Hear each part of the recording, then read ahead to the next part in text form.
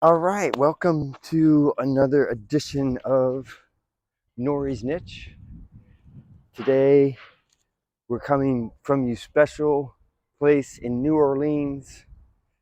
This is the spot where we had the pre-jam the day after the Circle of Balance. Lost my voice a little bit, had an amazing time. So many great stories, plenty of photos to come that I'll share. And yeah, I just thought about, I kind of tweaked my back. So I thought about doing something pretty simple for today's video, but I wanted to get another clip. Yeah, I'm doing it right now. What are you trying to? Oh, that way? Yeah. I didn't know if you were doing this way. Oh, it's all good. I like to have variety. So I'm not going to take that out. I'm just going to leave it in because that's what it's all about. You know, it's just being part of the scene here in New Orleans. So anyhow, yeah, tweak my back a little bit. So I'm going to do something really simple. And I just thought about, actually, I was talking with Varo Hernandez from Madrid, Spain, and he was one of the competitors last night. Really amazing guy. He's kind of on the similar quest as I am, where he really wants to give back. So he's got a school and he's doing how-to videos. And he was talking about how he initially started with teaching riders to just learn how to do a steamroll or learn how to do, you know, go and step into like a time machine or a peg wheelie. And he thought that it was a little bit discouraging for the rider that just came, like a brand new rider. I'm thinking that he's talking about a younger rider that just got a bike and just wants to have some skills just to ride it and just to discover what it'd be like to stand on the peg. So I'm just call this basic. The basic video of Nourie's Niche today is going to be no particular trick, just a whole bunch of different, like almost exercises. And it reminds me of another story that Scott Powell shared with me, where he had a rider come and he was hanging out with them and they were riding together. And Scott had these little exercises that he had the guy do, which was kind of silly. Like he's kind of having a little bit of fun with the guy. But so I'm not going to necessarily do that. I do think these are some actual tools that you can, you know, help with. And just to start off by, what do you do when you get your first bike? It's like, here you go. You got a freestyle bike or Flatland bike specific. Typically that's going to have a really short top tube. So this is a 19. So I'm like 5'7.5", I think I am. And I ran a 19 and a half. So obviously all in proportion to your height, but generally speaking, you want 19 and a half, 19, maybe 20 inch if you're a taller person, but pretty short frame. And then I think it's good just to have all four pegs, because you want to be able to stand on, you know, every part of the bike to do these different combinations. I recommend, not essential, but having brakes. You can always not use the brakes. You can always take the brakes off. I started with brakes and I probably will end with brakes. That's just how I'm riding. I'm also running some pads. Chad DeGroot's company, Deco, it makes these pads, and I kind of like it because I do sit on my handlebars a lot. I don't like racking my knees. I'm not wearing any pads today because I'm not really riding too hardcore. So, you know, might as well just be a little safe with a padded bike. And then there's very special things that come up, like I run a quick release seat post so I can raise my seat so I can hit the handlebars.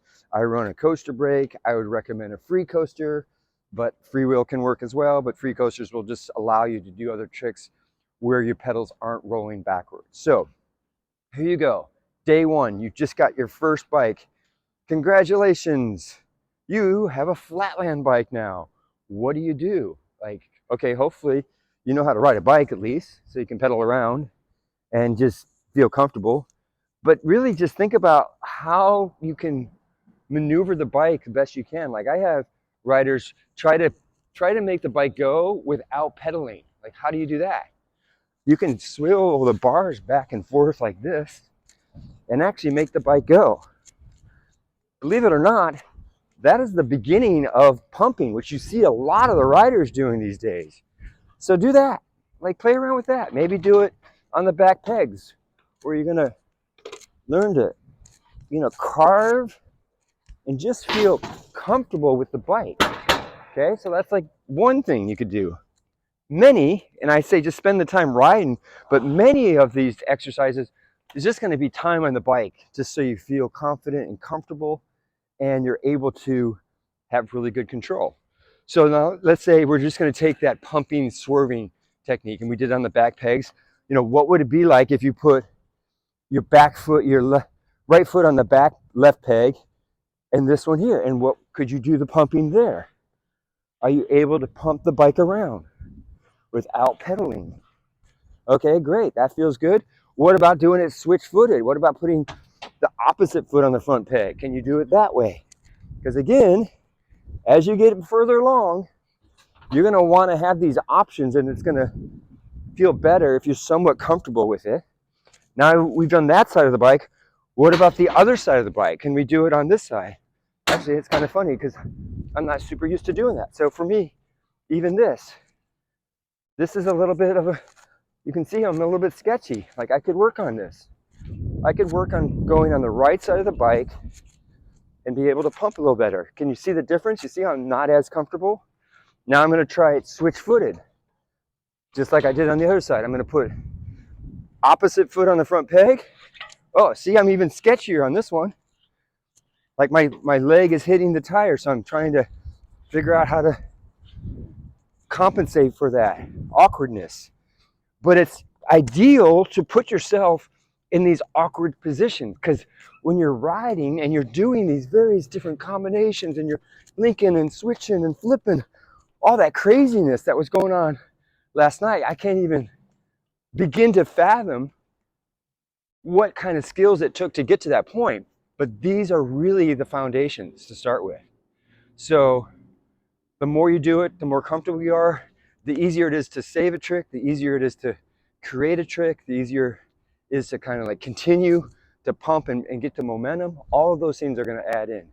So now let's see what else. I would say just riding around, could you just take both feet on the back pegs? And then can you ride it one-handed that way? All right, could you ride no-handed that way? I think if I did no-handed on the back pegs, I'd probably pinch the seat a little bit with my legs. How would I do that? I'd go like that. Okay, now on the front peg, I see kids do this a lot, where they go to the front pegs, they're like, hey, Dave, check this out. And they go like this. And it's pretty hard to jump both feet on the front peg, but try it. Just take it slow. Maybe you put one foot on, step on the other one, and lean over. Okay, you've got that. Now, could you do it one-handed? Possibly. Both feet on, take a hand off. Whoa, I'm pretty sketchy. So all of these things are going to help down the road, and it's going to be not super excited maybe not the most exciting, not like learning, you know, a slider. It's like really fun to learn a slider, spin the bars and ride out, because it's like an actual trick. But these still could be fun. Like if you were in a show and you just basically have no serious tricks yet, why not just, you know, ride out and really claim your space? You know, like it's kind of like an entry ride-in, you know, just stand on the back pegs, stand up. What would it be like to do no-handed? You know, can you ride your bike no-handed? Like I learned that when I first got into bike riding, just riding no-handed. You know, can you do that? What else? I'm just trying to brainstorm as I go through this, because it's reminded me of this conversation I had with Yaro Hernandez, who he just said, yeah, just take it to rolling, no-handed, one-handed, switch-footed. Oh, let's do that. Let's do cross. We're going to do front leg. Let's see, we'll do the left on the back and the right on the front. So it's cross-footed. Oh, see, now that's a little sketchy for me. I could use a little work there. Can you tell I'm not as comfortable? Let's see if it's better the other way. I'm going to switch it to left foot. Yeah, so I'm more comfortable this way. I don't know if you can tell the difference. You see, like, but I'm much more relaxed. So you'll have like maybe a dominant side or side that you're more comfortable with. And you'll get to notice these things by doing these simple little exercises. And it's like day one, you got your first bike, try all these different things. What else? Oh, James McGraw recommended me to just do both feet on the back pegs and do a little manual. And I'm actually not very good at it, but this is the idea, is you're like this. Oh. Okay, try that one. Both feet on the front peg, no-handed, is pretty challenging, but I see people try it, like kids that just got into it. Oh, yeah, that kind of tweaked my back. I better take it easy. Oh. Okay. What else? So you've basically got all these different positions on the pegs, and be creative. Maybe you're going to do something like, now that you've done the pegs, maybe you're going to stand one foot on the peg and 1 foot on the frame. Could you do that? Could you stand 1 foot on the seat and 1 foot on the frame? Could you take your hand off? All of those things are super helpful. And it's just feeling comfortable. And then another one I think could be fun is just get on the bike, stop yourself, and just see what it's like to be rolling backwards on the bike. How does that feel to roll yourself backwards? Just go like that. Just walk yourself around. Then when you feel comfortable, you could put your feet on the pedals. What else? We did all the pegs. Did we do all variations of the pegs? Possibly. There might be more. Oh, I know another one. You could just do like one on each side and point your toes out and try to lean the bike down. Like really stretch that out. See if that works. Then try it on the other side. I can guarantee you, I don't do it as well on the other side. If I put my toes out on this side, yeah, I'm not even as comfortable in that. So that's an area I could practice. So I think that's like 101 Flatland, Flatland warm-up for your brand new bike that you just got. And you're like, where do I start? I think you start with some time on the bike, rolling around and thinking about different positions of your feet and your variations of your hands. Oh, we didn't really do any cross-handed, so that could be another one. I don't do a lot of that, so maybe that's not why I didn't think of it. But what if, could you ride with your hands just crossed? Can you do that? Can you do that and stand up? Can you do that while you're standing on the pegs? Again, these are things that are going to come along at some point. Oh yeah, and see if you can pump it that way, maybe. And then try it, is it more comfortable this way?